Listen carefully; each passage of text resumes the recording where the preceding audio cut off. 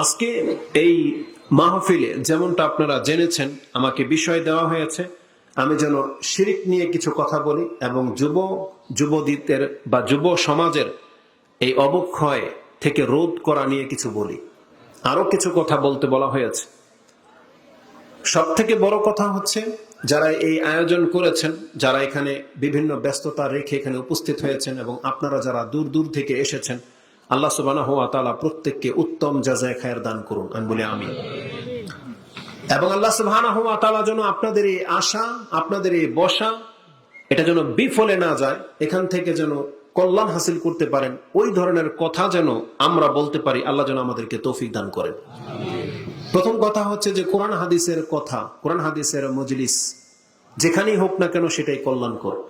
সেটা মাঠে হোক, ঘাটে হোক, বাসাতে হোক, মসজিদে হোক, সম্মিলিতভাবে হোক, একা একা হোক, যেই কেউ আল্লাহ সুবহানাহু ওয়া তাআলার জিকিরের সাথে সম্পর্ক রাখে, তার মর্যাদা আল্লাহর কাছে অনেক অনেক মর্যাদা। যেমন হাজারো মানুষের সামনে হাজারো মানুষকে নিয়ে আল্লাহকে নিয়ে কথা বললে যেমন মর্যাদা, কোন ব্যক্তি যদি নিজের ঘরে একা একা নিজের ছেলের সাথে, সন্তানের সাথে, নিজের পরিবার, স্ত্রীর সাথে, বাপমার সাথে যদি ইসলাম নিয়ে কথা বলে বা আল্লাহর মর্যাদা নিয়ে কথা বলে, তার মর্যাদা আল্লাহর কাছে অনেক। যেমন উদাহরণস্বরূপ আপনি নিতে পারেন, কোরআনে একটা সূরা রয়েছে যে সূরার নাম হচ্ছে সূরা লোকমান। তিনি কিন্তু কোনো নবী নন, কোন রাসূল নন, একজন সাধারণ একজন বান্দা লোকমান। আব্দুস সালেহ, হাদিসের ভাষায় আসছে আব্দুস সালেহ আও রাজুলুন সালেহ, একজন সৎ ব্যক্তি। তার মর্যাদাটা এমন যে আল্লাহ সুবহানাহু ওয়া তাআলা নবীদের নামে যেমন সূরা রেখেছেন, যেমন সূরা হুদ, সূরা ইউনূস, সূরা ইউসুফ, সূরা ইব্রাহিম, সূরা মুহাম্মদ আছে না, তেমনি সূরা লোকমানও আছে। এটা হচ্ছে মর্যাদা। আল্লাহ তাকে এতটা মর্যাদা কেন দিয়েছিলেন? সে এইরকম হাজার মানুষের সামনে ওয়াজ করেনি, সে ওয়াজ করেছে মাত্র তার ছেলের সামনে। আল্লাহর কিছু উপদেশ তার সন্তানকে শুনিয়েছিল। আল্লাহর কাছে সেই কথাগুলো এত বেশি ভালো লেগেছে যে আল্লাহ সেই কথাগুলোকে কোরআনের আয়াত হিসেবে কিয়ামত পর্যন্ত রেখে নিয়েছেন। কি করেছিলেন লোকমান আলাইহিস সালাম? তার উপদেশের মধ্যে প্রথম উপদেশ ছিল, তার সন্তানকে তিনি বলেছিলেন, ইয়া বুনাইয়া লা তুশরিক বিল্লাহ ইন্নাশ শিরকা লাযুলমুন আযীম। আর এটাই হচ্ছে আজকের বিষয় আমাদের, যে শিরিক এবং আল্লাহর সাথে শিরিক করা থেকে ভীতি প্রদর্শন করা। তাহলে কোরআনে লোকমান আলাইহিস সালামের উপদেশগুলো আল্লাহ সুবহানাহু ওয়া তাআলা তুলে ধরেছেন। আমি এই আয়াতগুলো ভিন্ন একটা উদ্দেশ্যে এখন উল্লেখ করলাম, যদিও আজকের টপিকসের সাথে এটা সম্পর্কযুক্ত, ওটা আমি একটু পরে বলবো। কেন বললাম যে লোকমান আলাইহিস সালাম তিনি তার সন্তানকে উপদেশ দিয়েছিলেন?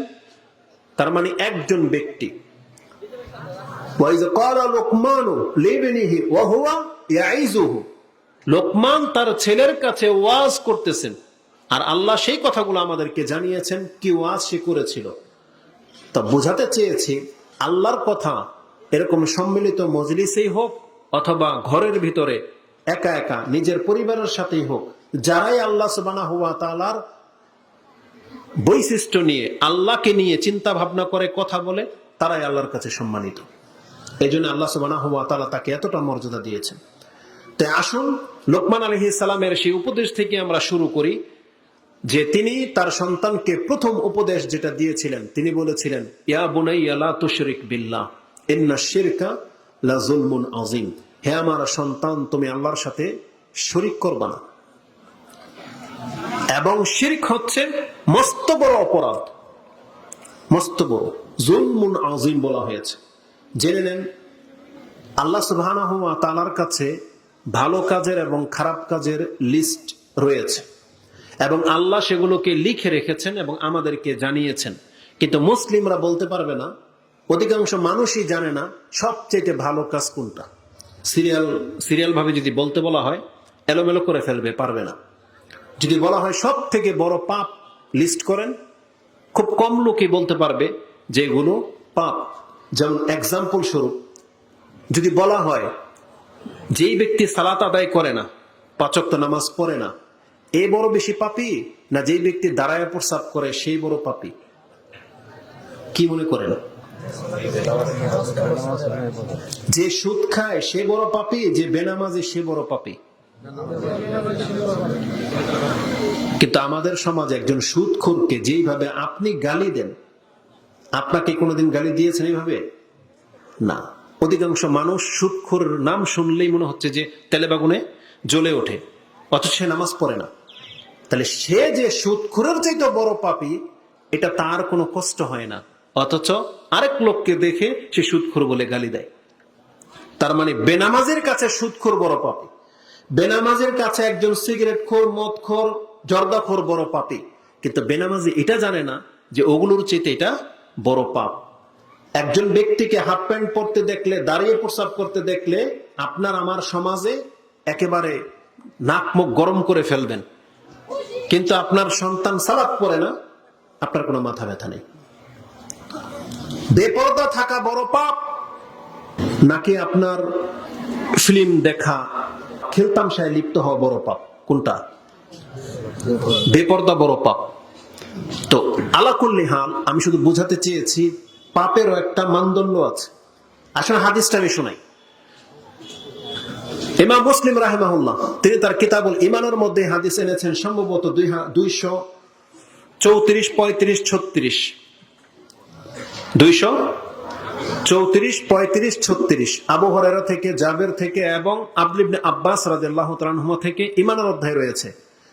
আর ইমাম বুখারী রাহিমাহুল্লাহ ওই হাদিসটাকে কিতাবুর রিকাকের মধ্যে এনেছেন আব্দুল্লাহ ইবনে আব্বাস রাদিয়াল্লাহু তাআলা আনহুমা থেকে। তিনি বলেন, ক্বালা রাসূলুল্লাহ সাল্লাল্লাহু আলাইহি ওয়াসাল্লাম, ইন্নাল্লাহা কাতাবাল হাসানাতি ওয়াস সাইয়্যাত সুম্মা বায়্যানা যালিক, নিশ্চয়ই আল্লাহ ভালো কাজগুলো এবং মন্দ কাজগুলোকে লিখে রেখেছেন এবং সুম্মা বায়্যানা যালিক, এবং আমাদেরকে সেগুলো জানিয়ে দিয়েছেন। তার মানে আল্লাহ আমাদেরকে জানিয়েছেন কোনটা ভালো কাজ, কোনটা মন্দ কাজ। রাসূলুল্লাহ সাল্লাল্লাহু আলাইহি ওয়াসাল্লাম বলেছেন যে আমি ভালো কাজের লিস্টে দেখেছি সব থেকে উত্তম কাজ হচ্ছে কোন ব্যক্তির এই কথা বলা যে লা ইলাহা ইল্লাল্লাহ। এই পৃথিবীর মানুষ তারা জেনে নেক সব থেকে ভালো কাজ হচ্ছে কি বলা? লা ইলাহা ইল্লাল্লাহ বলা। তার মানে যারা লা ইলাহা ইল্লাল্লাহ বলে আল্লাহর প্রতি ঈমান এনেছেন, এই পৃথিবীর মধ্যে তারা হলো সব থেকে ভালো মানুষ। পৃথিবীর সব থেকে ভালো মানুষ হচ্ছে তারা। আর এই লা ইলাহা ইল্লাল্লাহ বলা ব্যক্তি এখন তার জীবনে মরার পর্যন্ত যত ভালো কাজ করবে, সে হতে থাকবে শুধু মানুষের মধ্যে নয়, পুরো সৃষ্টির মধ্যে শ্রেষ্ঠ। মানুষের মধ্যে শ্রেষ্ঠকে মুসলিমরা, যারা বলে লা ইলাহা ইল্লাল্লাহ, এরা হচ্ছে শ্রেষ্ঠ। আর মুসলিম এমন মুসলিম যে ঈমান আনার পাশাপাশি ভালো কাজ করে, খারাপ কাজ করে না, এরা শুধু মানুষের মধ্যে শ্রেষ্ঠ নয়, আল্লাহ বলেছেন আল্লাহর যত সৃষ্টি আছে সমস্ত সৃষ্টির মধ্যে সৎকর্মশীল ব্যক্তিরা হলো শ্রেষ্ঠ। কোরআনে আল্লাহ কিভাবে বলেছে জানেন? ইন্নাল্লাযীনা আমানু ওয়া আমিলুস সালিহাত উলাইকা হুম খায়রুল বারিয়া। সূরা বাইয়িনাত ৯৮ নম্বর সূরা ৬-৭ আপনি দেখে নেন, ওখানে কাফেরদের কথা আছে, মুমিনদের কথা আছে। আপনি শব্দটা হয়তো লক্ষ্য করেন না, আল্লাহ কি বলেছেন? যারা ঈমান আনে, সৎ কাজ করে, তাদের গুণ কি? আল্লাহ বলেছেন উলাইকা হুম খায়রুল বারিয়া, তারা হলো সৃষ্টির শ্রেষ্ঠ। বলেন তো আল্লাহর সৃষ্টির মধ্যে কি আছে? কুরসি আল্লাহর সৃষ্টি, আল্লাহর আরশ আল্লাহর সৃষ্টি, কাবা ঘর আল্লাহর সৃষ্টি।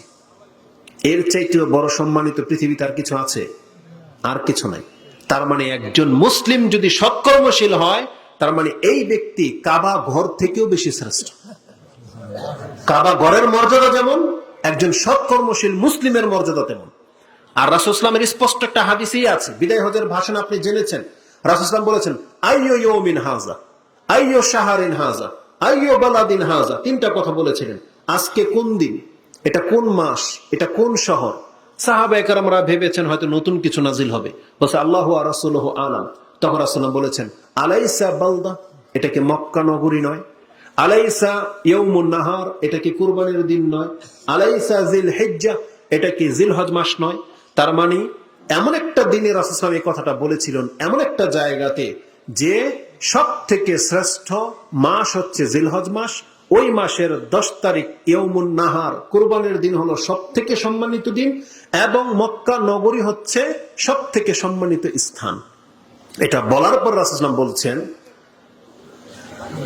ফাইন্না দিমাআকুম ওয়া আমওয়ালুকুম, ইমাম বুখারী বলতেছেন ওয়া আরাদাকুম বলেছেন, ওয়া আরাদাকুম কা হুরমাতি ইয়াউমিকুম হাযা ওয়া ফি শাহরিকুম হাযা ওয়া ফি বালাদিকুম হাযা।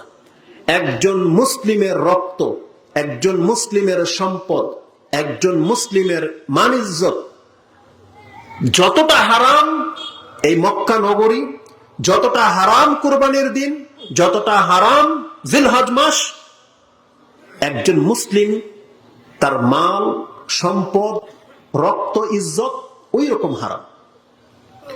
হারাম মানে হচ্ছে পবিত্র। পবিত্র বুঝেন? মক্কা নগরীকে হারাম কেন বলা হয়? হারাম এরিয়া বলেন না, হারাম শরীফ। হারাম মানে কি? হারাম মানে নিষিদ্ধ, হারাম মানে পবিত্র। ওখানে কেন নিষিদ্ধ? অনেক জায়েজ কাজ মক্কাতে হারাম, নিষিদ্ধ।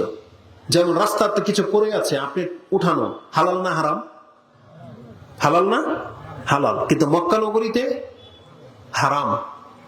একটা মাত্র সিচুয়েশনে হালাল হবে, যে যার সম্পত্তিটা পড়ে আছে আপনি উঠিয়ে তাকে দিবেন, এই সেন্সে শুধু উঠাতে পারবেন, কিন্তু নিজে কোনোদিন কিয়ামত পর্যন্ত ভোগ করতে পারবেন না। রাস্তাঘাটে পড়ে থাকা সম্পত্তির একটা হুকুম হলো 1 বছর। আপনি 1 বছর খোঁজ করবেন, তাকে পেলেন না, আপনি প্রয়োজন হলে খেতে পারেন, নিতে পারেন, আর দান করে দিবেন। কিন্তু মক্কার এরিয়াতে, হারাম এরিয়াতে যত দামি সম্পত্তি হোক না কেন, অথবা যত কম দামি সম্পত্তি হোক না কেন, পড়ে আছে, আপনি ধরেছেন, কিয়ামত পর্যন্ত আপনার উপরে দায়িত্ব হয়ে যাবে এটার মালিককে খোঁজ করা। আপনি ভোগ করতে পারবেন না। এতটা মর্যাদাপূর্ণ জায়গা সেটা। সেখানে কেউ কাউকে আঘাত করতে পারবে না, সেখানে কোনো পাপ করতে পারবে না। কারণ আল্লাহর কাছে জঘন্যতম ব্যক্তি হচ্ছে হারাম এরিয়াতে যদি কোনো ব্যক্তি পাপ করে। এবার বুখারী একটা হাদিস এনেছেন, সালাসাতুন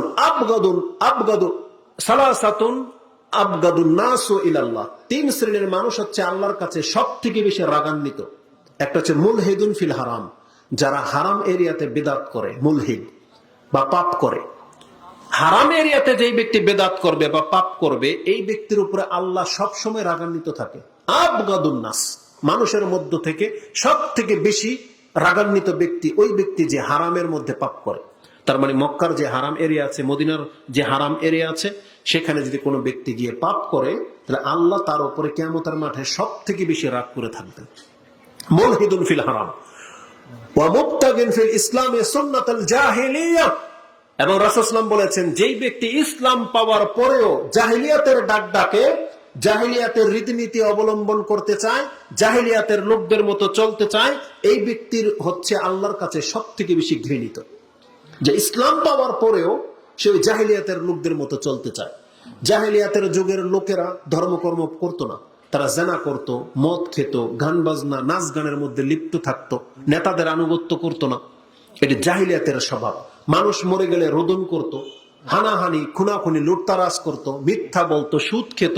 এগুলো সব হচ্ছে জাহিলিয়াতের যুগের লোকদের স্বভাব। কিন্তু ইসলাম এগুলোকে সবগুলোকে পায়ের নিচে দাবিয়ে দিয়েছিলেন রাসূলুল্লাহ সাল্লাল্লাহু আলাইহি ওয়াসাল্লাম। কিন্তু মুসলমানের ঘরের সন্তান এই 1400 বছরের মধ্যে আবার জাহিলিয়াতের সমস্ত কর্ম করা শুরু করে দিয়েছে। মুসলিমরা জানা করে, মুসলিমরা হত্যা করে, মুসলিমরা চুরি করে, মুসলিমরা মাপে কম দেয়, মুসলিমরা মিথ্যা বলে, মুসলিমদের মহিলারা বেপরদা হয়ে ঘুরে। এগুলো সব জাহিলিয়াতের স্বভাব। কিন্তু রাসূল সাল্লাল্লাহু আলাইহি ওয়াসাল্লাম বলেছেন, যেই ব্যক্তি ইসলাম পাওয়ার পরেও জাহিলিয়াতের ডাক ডাকে, এই ব্যক্তি হচ্ছে আল্লাহর কাছে সব থেকে বেশি ঘৃণিত, রাগান্বিত। তো আল্লাহ সুবহানাহু ওয়া তাআলা, রাসূল সাল্লাল্লাহু আলাইহি ওয়াসাল্লাম বলেছেন যে একজন মুসলিমের রক্ত ওই মক্কা নগরী যেমন হারাম তেমন হারাম, মানে এতটা সম্মানিত। কোন মুসলিম কোন মুসলিমকে থাপ্পড় মারতে পারে না, কোন মুসলিম কোন মুসলিমকে গালি দিতে পারে না, কোন মুসলিম কোন মুসলিমকে লাঞ্ছিত করতে পারবে না। এগুলো ইসলামে হারাম করা হয়েছে। কিন্তু এগুলোই আমাদের মুসলিমদের মধ্যে সব থেকে বেশি হয়। আমরা আমাদের মুসলিম ভাইদের কাছে সম্মানিত নই, মুসলিম ভাইদের কাছে আমরা সুরক্ষিত নই।